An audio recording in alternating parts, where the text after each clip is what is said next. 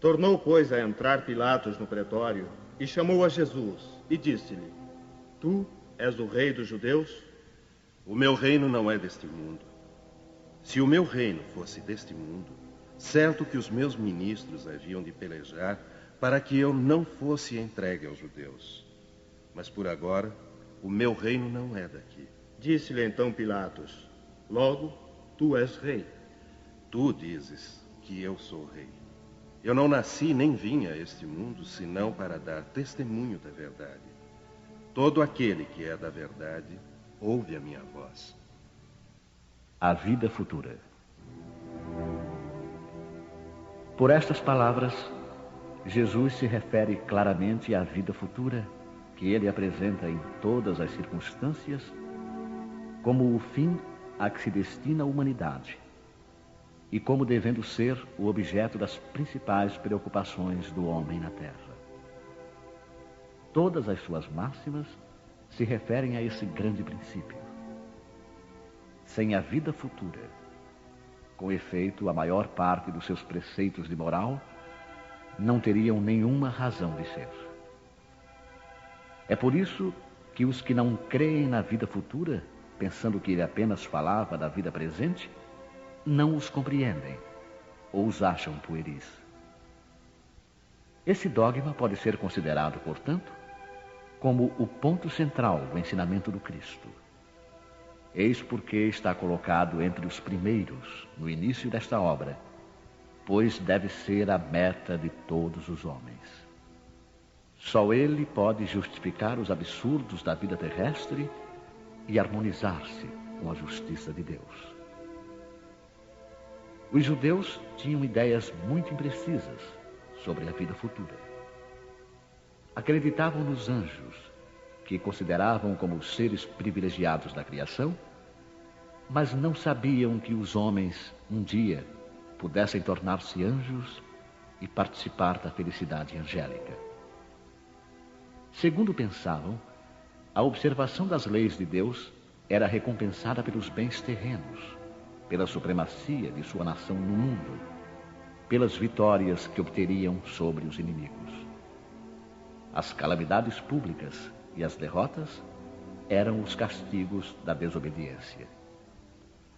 Moisés o confirmou ao dizer essas coisas ainda mais fortemente a um povo ignorante de pastores que precisava ser tocado antes de tudo pelos interesses deste mundo.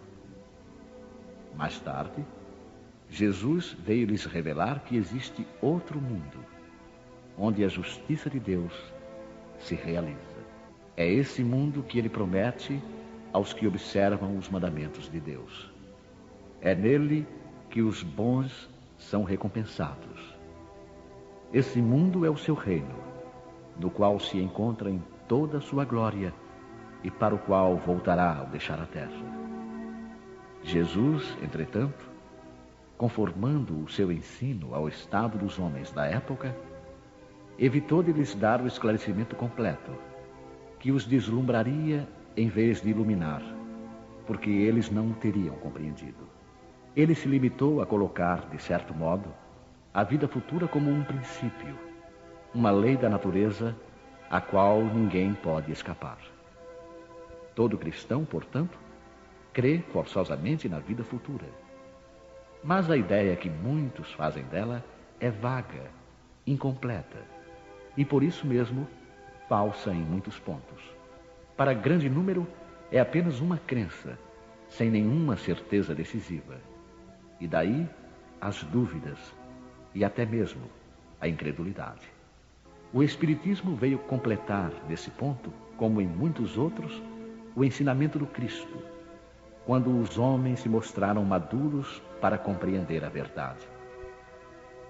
Com o Espiritismo, a vida futura não é mais simples artigo de fé, ou simples hipótese.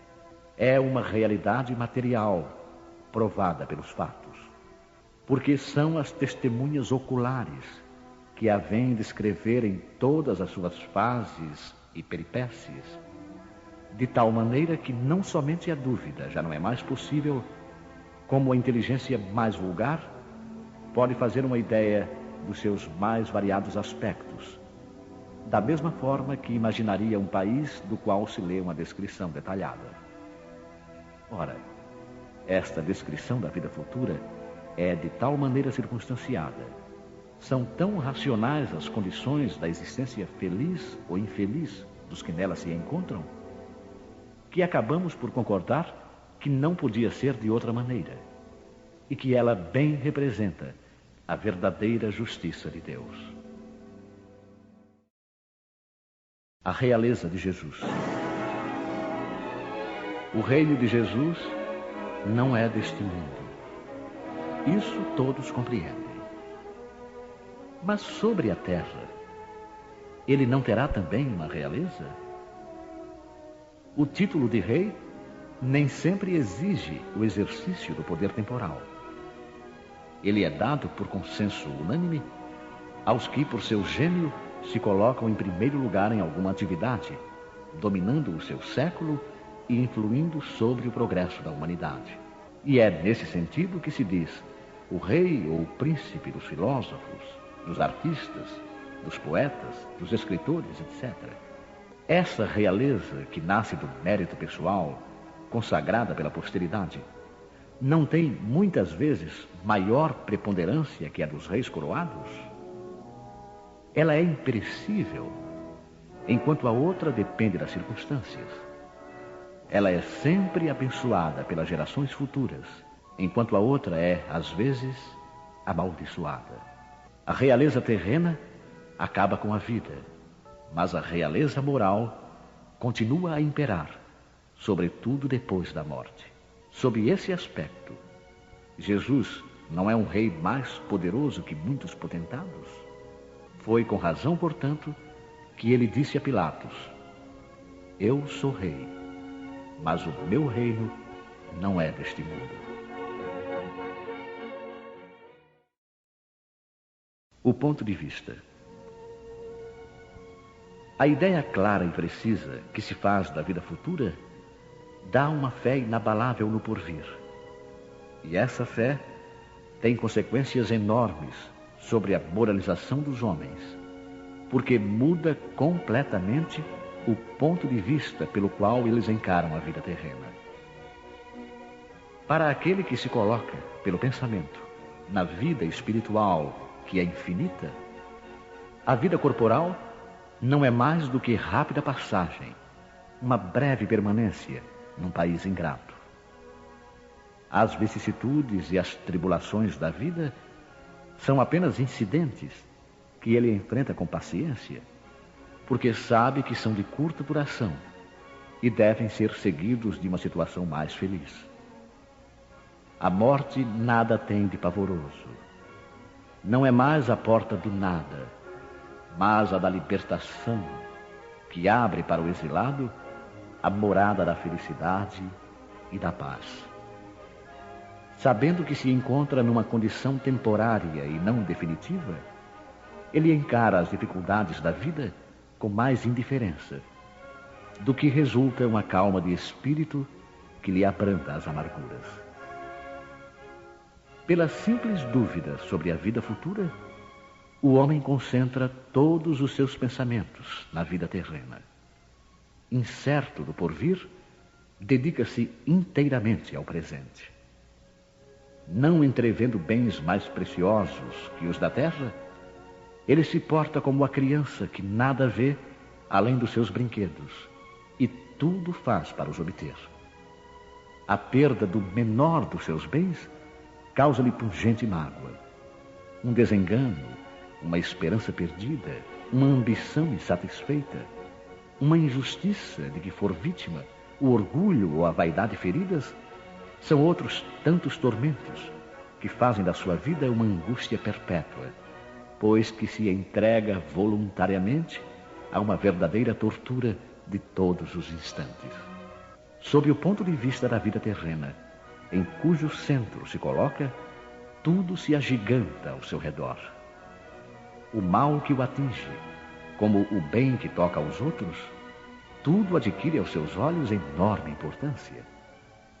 É como o homem que dentro de uma cidade vê tudo grande em seu redor, os cidadãos eminentes como os monumentos. mas que, subindo a uma montanha, tudo lhe parece pequeno. Assim acontece com aquele que encara a vida terrena do ponto de vista da vida futura. A humanidade, como as estrelas no céu, se perde na imensidade. Ele então se apercebe de que grandes e pequenos se confundem como as formigas no monte de terra, que operários e poderosos são da mesma estatura. E ele lamenta essas criaturas efêmeras que tanto se esfalfam para conquistar uma posição que os eleva tão pouco e por tão pouco tempo. É assim que a importância atribuída aos bens terrenos está sempre na razão inversa da fé que se tem na vida futura. Se todos pensarem assim, dir-se-á, ninguém mais se ocupando das coisas da terra, tudo perigará. Mas não, porque o homem procura instintivamente o seu bem-estar. E mesmo tendo a certeza de que ficará por pouco tempo em algum lugar, ainda quererá estar o melhor ou o menos mal possível. Não há uma só pessoa que, sentindo um espinho sob a mão, não a retire para não ser picada. Ora, a procura do bem-estar força o homem a melhorar todas as coisas, impulsionado como ele é pelo instinto do progresso e da conservação, que decorre das próprias leis da natureza. Ele trabalha, portanto, por necessidade, por gosto e por dever, e com isso cumpre os desígnios da providência, que o colocou na terra para esse fim. Só aquele que considera o futuro pode dar ao presente uma importância relativa, consolando-se facilmente de seus reveses, ao pensar no destino que o aguarda. Deus não condena, portanto, os gozos terrenos, mas o abuso desses gozos em prejuízo dos interesses da alma.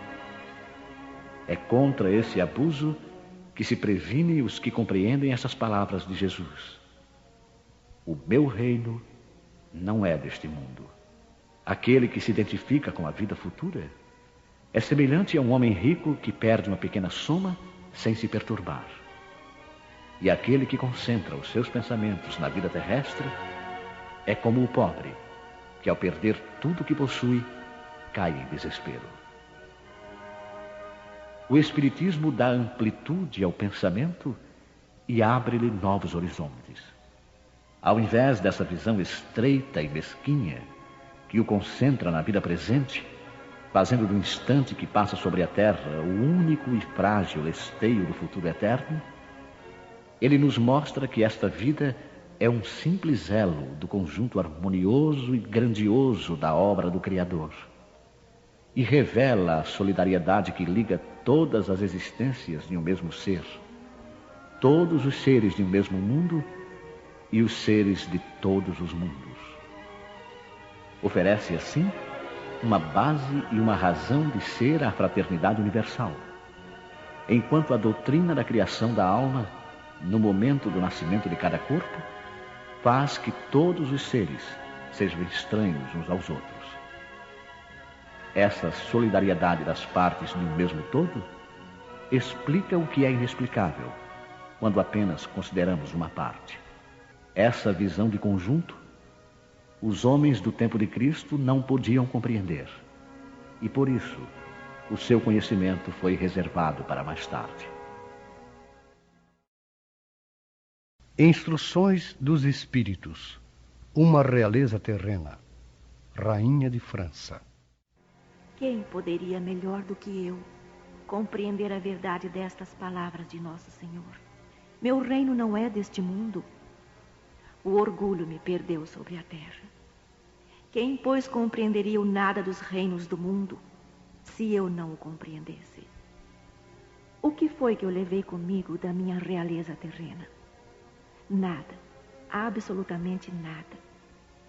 E como para tornar a lição mais terrível, ela não me acompanhou sequer até o túmulo. Rainha eu fui entre os homens, e rainha pensei chegar no reino dos céus.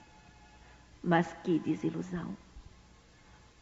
E que humilhação quando, ao invés de ser ali recebida como soberana, tive de ver acima de mim, mas muito acima, homens que eu considerava pequeninos e os desprezava por não terem nas veias um sangue nobre. Oh, só então compreendi a fatuidade dos homens e das grandezas que tão avidamente buscamos sobre a terra. Para preparar um lugar nesse reino, são necessárias a abnegação, a humildade, a caridade, a benevolência para com todos. Não se pergunta o que fostes, que posição ocupastes, mas o bem que fizestes e as lágrimas que enxugastes. Oh, Jesus, disseste que teu reino não era deste mundo, porque é necessário sofrer para chegar ao céu, e os degraus do trono não levam até lá. São os caminhos mais penosos da vida, os que conduzem a ele. Procurai, pois, o caminho através de espinhos e abrolhos, e não por entre as flores. Os homens correm atrás dos bens terrenos, como se os pudessem guardar para sempre. Mas aqui não há ilusões, e logo eles se apercebem de que conquistaram apenas sombras, desprezando os únicos bens sólidos e duráveis, os únicos que lhes aproveitariam na morada celeste e que lhes poderiam abrir as portas dessa morada. Tende piedade dos que não ganharam o reino dos céus. Ajudai-os com as vossas preces, porque a prece aproxima o homem do Altíssimo. É o traço de união entre o céu e a terra. Não o esqueçais.